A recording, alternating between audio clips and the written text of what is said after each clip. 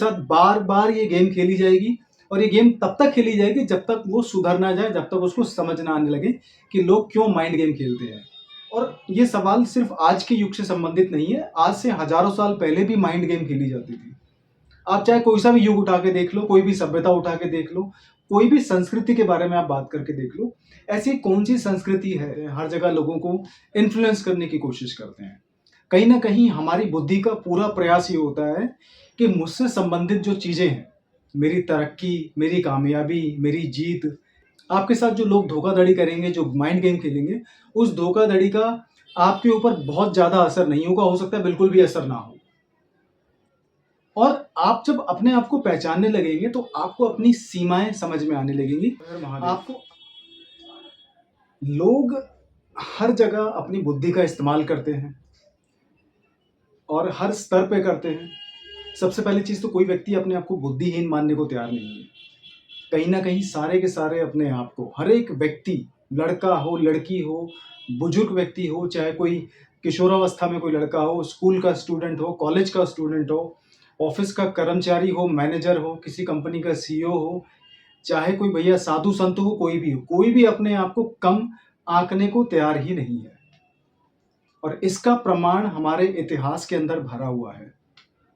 ठीक है? हम लोग हर जगह अपनी बुद्धि का इस्तेमाल करते हैं, हर जगह लोगों का इस्तेमाल करने की कोशिश करते हैं, हर जगह लोगों को इन्फ्लुएंस करने की कोशिश करते हैं। कहीं न कहीं हमारी बुद्धि का पूरा प्रयास ये होता है कि मुझसे संबंधित जो चीज़ें हैं, मेरी तरक्की, मेरी कामयाबी, मेरी जीत, ठीक है? मुझे सुख देने की बात हो, चाहे मुझे आराम देने की ज़रूरत हो, क बस मेरी ही चलनी चाहिए। अब जो सवाल मेरे पास आया है वो ये है कि लोग माइंड गेम क्यों खेलते हैं? अब जिस व्यक्ति ने ये सवाल पूछा है, सवाल तो बहुत अच्छा है, बहुत व्यावहारिक है और ये सवाल सिर्फ़ आज के युग से संबंधित नहीं है, आज से हज़ारों साल पहले भी माइंड गेम खेली जाती थी। आप चाहे कोई सा भी युग उठा के देख लो, कोई भी सभ्यता उठा के देख लो, कोई भी संस्कृति के बारे में आप बात करके देख लो, ऐसी कौन-सी संस्कृति है, जहाँ पे माइंड गेम खेली नहीं जाती? और ऐसे कौन से प्राणी हैं जिनके अंदर माइंड गेम नहीं खेली जाती? क्या जानवरों के बीच में माइंड गेम नहीं खेली जाती? लेकिन कहीं न कहीं उनकी सीमाएँ होती हैं, क्योंकि वो प्रकृति से जुड़े होते हैं, इंसानों से ज़्यादा प्रकृति से जानवर जुड़े होते हैं। लेकिन हम लोग जब बात करते हैं माइंड गेम खेलने की, तो हम लोग सारी सीमाएँ पार कर जाते हैं। ठीक है? किसी व्यक्ति को नीचा दिखाना हो, किसी व्यक्ति का फ़ायदा उठाना हो, ठीक है? और किसी व्यक्ति के साथ हमें धोखाधड़ी करनी हो, किसी व्यक्ति को हमें लंबे समय के बाद कुछ गलत करना हो, तो हम कहीं न कहीं माइंड गेम खेलते हैं। और माइंड गेम आज के समय में हर एक व्यक्ति आपके साथ खेल रहा है और आप भी लोगों के साथ माइंड गेम खेल रहे हो। आपको क्या लग रहा है कि आपके भाई-बहन आपके साथ माइंड गेम नहीं खेल रहे होंगे? माइंड गेम का मतलब ये नहीं कि आपके साथ कुछ बहुत बुरा करने की किसी की भावना है। बुरा किसी भी लेवल पे हो सकता है, निचले स्तर पे हो सकता है, मध्यम स्तर पे हो सकता है और बहुत ही उच्च स्तर पे भी बुरा हो सकता है। कुछ बुराइयों को आप माफ़ कर देते हैं इंसान की गलतियाँ मानकर, कुछ बुराइयों को आप दिल से लगा के बैठ जाते हैं और जीवन भर लोगों को माफ़ नहीं करते। तो अगर आप ये सोच रहे हैं कि माइंड गेम आपके साथ कोई नहीं खेल रहा है, तो ये आपकी गलतफ़हमी है। मेरे साथ भी लोग माइंड गेम खेल चुके हैं और मेरे साथ भी लोग माइंड गेम खेल रहे होंगे। इसमें कोई दो राय नहीं है। सो माइंड गेम का शिकार होने से आपको क्या नुकसान होता है, आपका क्या नफ़ा होता है, ये आपको धीरे-धीरे समझ आता है। लेकिन हर एक व्यक्ति, हर एक दूसरे व्यक्ति के साथ माइंड गेम खेल रहा है।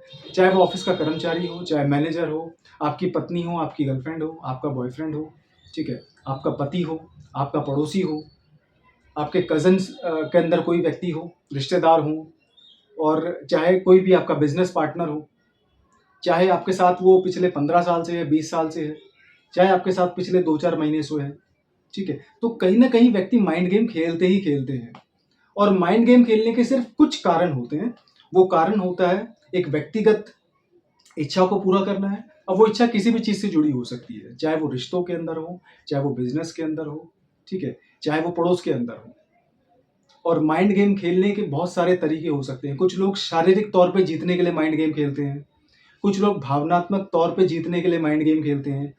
कुछ लोग वैचारिक स्तर पे मतलब मेंटल लेवल पे किसी को हराने के लिए, अपनी जीत को महसूस करने के लिए भी माइंड गेम खेलते हैं। तो माइंड गेम खेलने का तरीका जो है वो हमेशा से हमारे इतिहास में रहा है, हर सभ्यता में रहा है। चाहे आप रामायण का उदाहरण ले लो, महाभारत का उदाहरण ले लो, चाहे हमारी जितनी भी कहानियाँ, धार्मिक कहानियों से हमारा ग्रंथ भरा हुआ है, कोई भी आप कहानी उठा के देख लो, कहीं न कहीं आपको माइंड गेम खेलते हुए व्यक्ति मिल जाएँगे, चाहे वो संत हो, चाहे वो फ़कीर हो, चाहे वो डाकू हो। अब बात यहाँ पे ये आती है कि जब हम आजकल की बात करते हैं माइंड गेम खेलने की, तो आजकल लोग थोड़ा-सा जब माइंड गेम खेलते हैं, तो तरीका थोड़ा-सा चेंज हो गया है आज के समय में, क्योंकि लोग आज के वक़्त में क्या करते हैं कि किसी व्यक्ति के जब इस्तेमाल करने की बात आती है, किसी व्यक्ति को जब इस्तेमाल करने की बात आती है भावनात्मक स्तर पे या पैसों के स्तर पे या शारीरिक स्तर पे, तो लोग अच्छी तरह माइंड गेम खेलते हैं। और इसके बचने के सिर्फ़ कुछ ही कारण हैं कि आप लोग कम से कम अपने आप को पहचानिए। माइंड गेम खेलने से ऐसा नहीं कि आप लोग अपने आप को पहचान जाएँगे तो माइंड गेम लोग नहीं खेलेंगे, ठीक है? मेरे साथ भी कभी-कभी ऊँच-नीच हो जाती है, हर एक व्यक्ति के साथ होती है। लेकिन बात यहाँ पे ये है कि जब आप अपने आप को पहचानने की कोशिश करते हैं, बिना सेल्फ रियलाइज़ेशन के, बिना आत्मज्ञान के या बिना सेल्फ नॉलेज के, आप माइंड गेम का शिकार होते रहेंगे। और आप जब अपने आप को जानने लगेंगे, जब आप अपने आप को पहचान जाएँगे, तो फिर ऐसा नहीं कि लोग आपके साथ माइंड गेम खेलना बंद कर देंगे, नहीं। आपके साथ जो लोग गेम खेलेंगे, जो आपको ज़ख्म दिए जाएँगे, जो आपको सीख सिखाई जाएगी, वो सीख आपके लिए दोबारा बार-बार रिपीट नहीं होगी। आपके साथ जो लोग धोखाधड़ी करेंगे, जो माइंड गेम खेलेंगे, उस धोखाधड़ी का आपके ऊपर बहुत ज़्यादा असर नहीं होगा, हो सकता है बिल्कुल भी असर ना हो।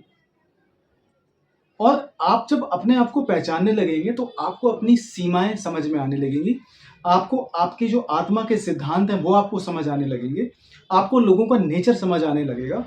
आपको ये एहसास होने लगेगा कि इस दुनिया में हर एक व्यक्ति कहीं न कहीं किसी कारण से ही आपसे जुड़ा है और कारणों की बहुत लंबी लिस्ट है।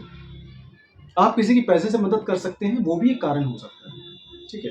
आपके साथ कोई व्यक्ति भावनात्मक तौर पे जुड़ा होता है, उसको बड़ा अच्छा महसूस होता है, तो ये भी एक कारण हो सकता है।